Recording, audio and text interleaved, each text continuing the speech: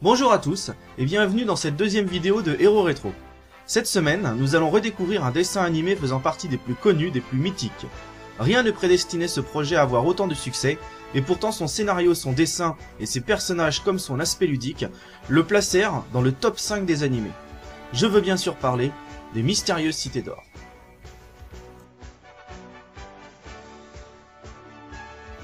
En 1532, Esteban, jeune orphelin espagnol capable de commander au nuage, accepte de partir au Nouveau Monde aux côtés de Mendoza, un marin émérite, sur la trace des mystérieuses cités d'or.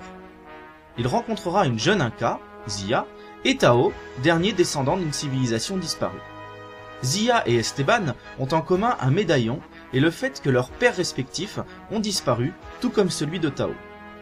Ils décidèrent alors de combiner leurs efforts pour trouver les mystérieuses cités d'or, en connaître plus sur leurs parents, disparus, et notamment sur leur père, et bien sûr échapper à leurs poursuivants, que ce soit les Espagnols ou encore les Olmecs.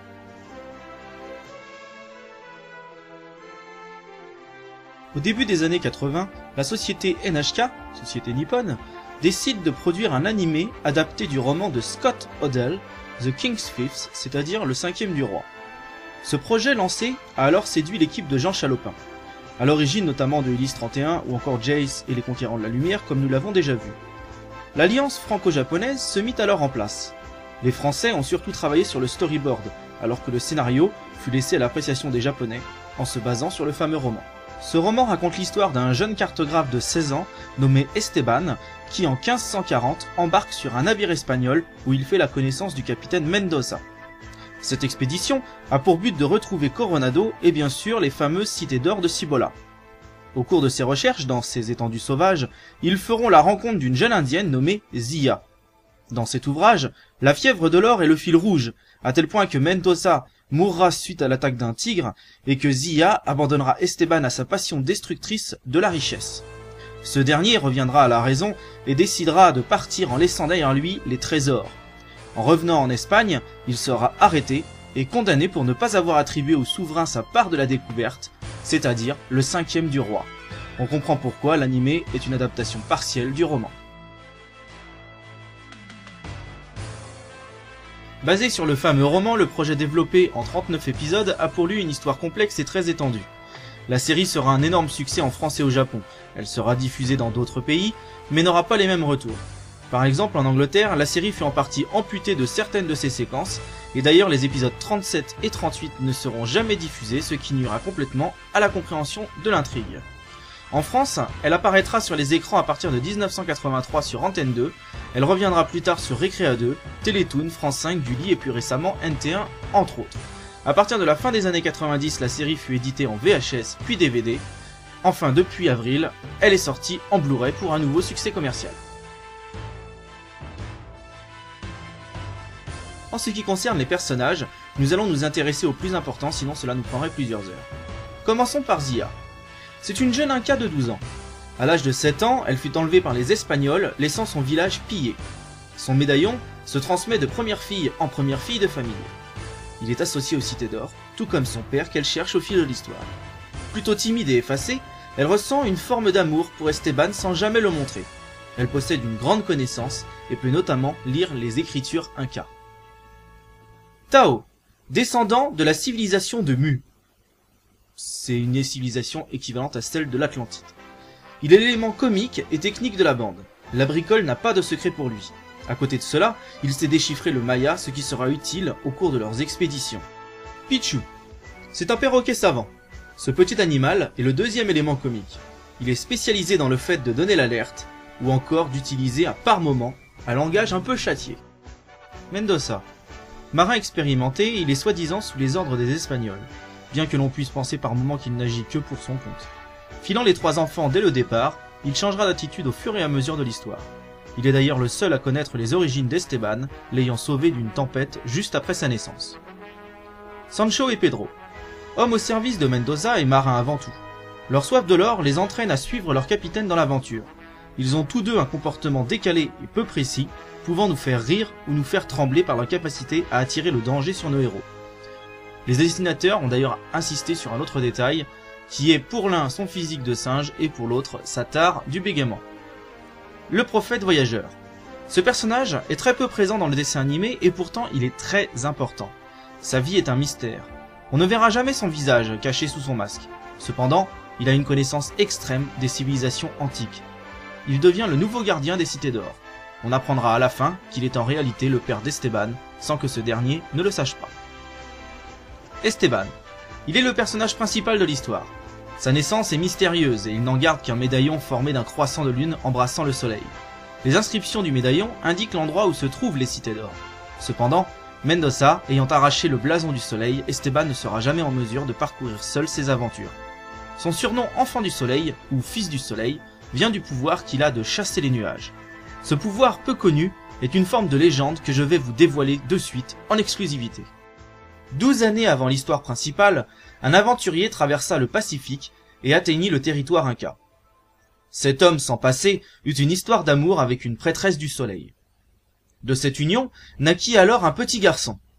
La prêtresse, dont la virginité devait rester intacte pour son culte, mit le dieu du soleil en colère en se cachant derrière de sombres nuages. Le peuple Inca décida alors de sacrifier la mère et de renvoyer le père et l'enfant vers l'ouest par l'océan. Cependant, une tempête se leva due à la colère du dieu soleil. Le navire chavira. Le père et son fils furent aperçus par un navire espagnol, mais seul l'enfant fut sauvé par un marin, Mendoza. Ce dernier le prit alors dans ses bras, et soudain, le ciel se dégagea, faisant disparaître la tempête. On lui donna alors le surnom d'Enfant du Soleil. Le générique des mystérieuses cités d'or fait bien entendu partie de ces musiques que l'on ne peut oublier. Les compositeurs sont les mêmes que pour Ulysse 31, Jess et les Conquérants de la Lumière ou encore Inspecteur Gadget. Ils ne font que des tubes. Les sonorités sont à la fois modernes par le synthé et rétro par le côté gratté. Cet effet était bien entendu mis en place pour souligner le paradoxe entre l'époque du XVIe siècle et les objets volants si futuristes comme le Grand Condor. L'interprète vous est sûrement inconnu de visage. Il s'agit de Jacques Cordona, connu pour avoir chanté d'autres génériques comme Inspecteur Gadget ou encore Ulysse 31. Il est aussi compositeur et a travaillé avec notamment le groupe Gold en écrivant leurs plus gros tubes comme Ville de Lumière, Capitaine Abandonné. Il a aussi travaillé avec Mike Brandt, dont il fut le choriste, ou encore avec Johnny Hallyday, dont il fut l'un des compositeurs principaux des années 80. Enfin, sachez que le narrateur, qui nous guide dans le dessin animé, est un acteur, Jean Topart. C'est lui qui prononce les paroles au début du générique, et encore lui qui a accepté de conclure les épisodes. C'est d'ailleurs encore lui qui fera le narrateur dans le dessin animé Sans Famille, ou qui prêtera sa voix à Zeus dans Ulysse 31. Un autre point par rapport au générique, tout en déviant un peu, c'est que les compositeurs principaux ont développé l'équivalent de 65 thèmes différents, musicaux, à intégrer à la série. C'est-à-dire que régulièrement, par moment, on entend une musique de fond, et si jamais vous êtes amené à revoir cette saison en entier, donc la première dont on parle, eh bien vous pourrez remarquer que certains thèmes musicaux ne sont utilisés qu'une seule fois. Alors que d'autres, comme celui par exemple d'Esteban, le thème de Tao ou encore le thème de Zia vont être revus et replacés à plusieurs moments. Certains ne seront utilisés qu'une seule fois, ce qui fait aussi l'originalité et on va dire l'importance de cette série.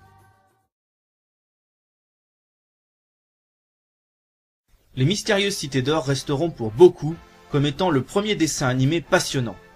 Et il y a de quoi, car ce dessin animé est un croisement direct entre le manga et le dessin animé français. D'ailleurs, une fois cet animé diffusé, ce fut la porte ouverte à plein de titres japonais. Et même si Albator et Goldorak avaient commencé à percer légèrement avant, c'est bien à partir des Cités d'Or que le mélange prendra pour de bon. Sachez d'ailleurs que l'équipe française a demandé aux scénaristes japonais de changer quelques aspects afin que le public français puisse accepter sans problème la série.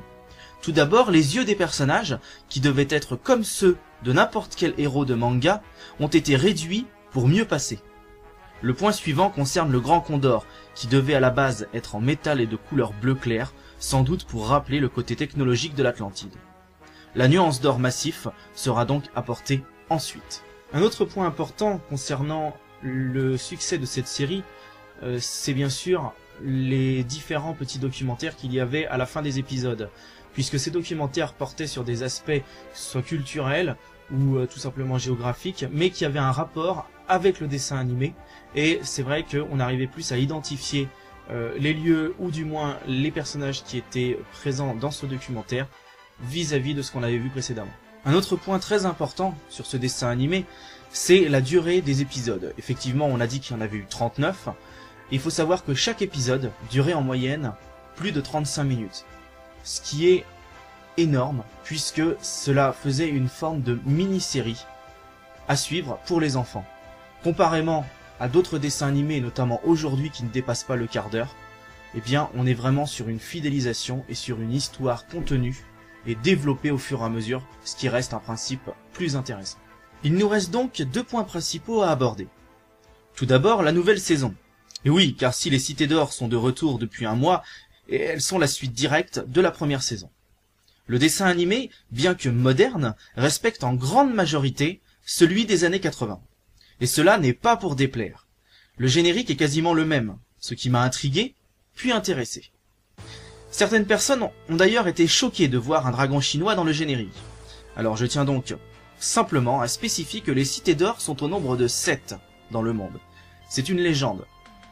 Et que, jusqu'à preuve du contraire, nos héros, dans la première saison qui date donc des années 80, n'ont découvert que celle qui se trouve en Amérique du Sud. Et c'est tout à fait normal, car selon les légendes, la deuxième se trouverait en Chine.